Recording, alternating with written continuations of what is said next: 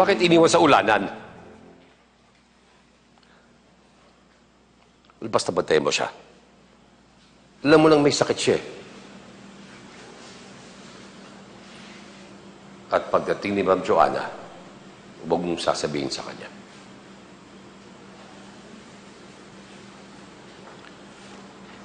Ano yun? Wala.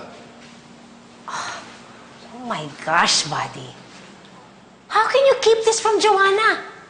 Wala ka bang concern dyan sa manugang mo? Si TJ ang concern ko ngayon. Hindi ito basta pangangaliwa. Shelo, he's sick. For some strange reason, naalala niya ang kanyang ex, kaya niya pinuntahan si Irene. And besides, hindi alam ni TJ when he has his lapses. If he was himself, hindi siya pupunta sa bahay ni Irene. Kahit na. Dapat kino-consider niya pa rin ang feeling si Joanna. Napakasakit para sa isang asawa na malaman na may ibang babaeng involved. Mas lalong masasaktan si Joanna kapag nalaman niya na pinaglilihiman niyo siya.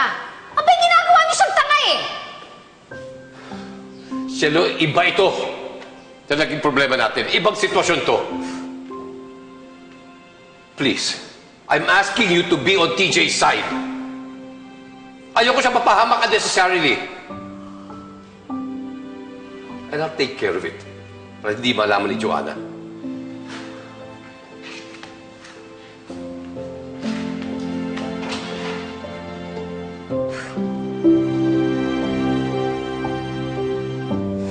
Naku, sana hindi naman kami masyadong nakaka-istorbo sa inyo. Lalo na si Buddy. Kung napapadalas kasi ang pagdalaw niya dito. Hindi naman, tita. If anything nga, talagang grateful nga po ako na nandyan kayo para sa amin. Lalong-lalo na kay TJ. Importanteng maramdaman niya na nandito tayong lahat para sa kanya. Kumusta na nga pala yung asawa mo? Nagkaka-memory gap na ba siya?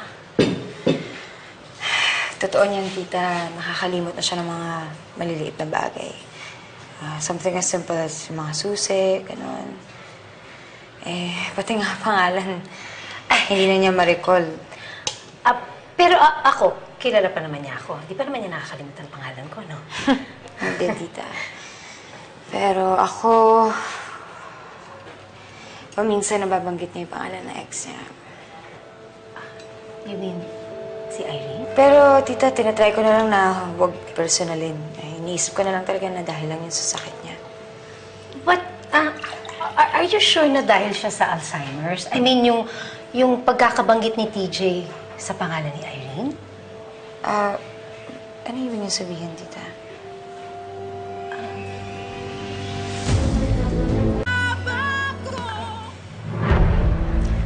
Ang ibig ko sabihin... Naku, I'm talking nonsense. Nakalimutan mo yung sinabi ko. Hi, darling.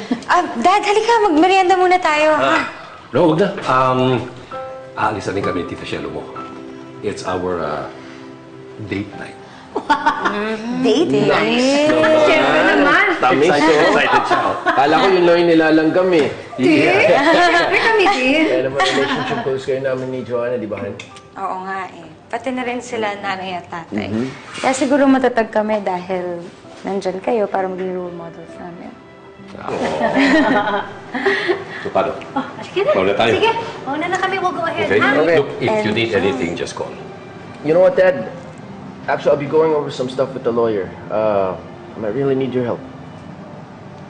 Lawyer? Yeah. Okay. Just tell me when and where. Sige. Mauna na kami. Bye. Bye. Sa akin na lahat yan. Sa akin na lahat yan. Sa'yo na lahat, no? Alam mo naman kayo. Kahit konti. I can share.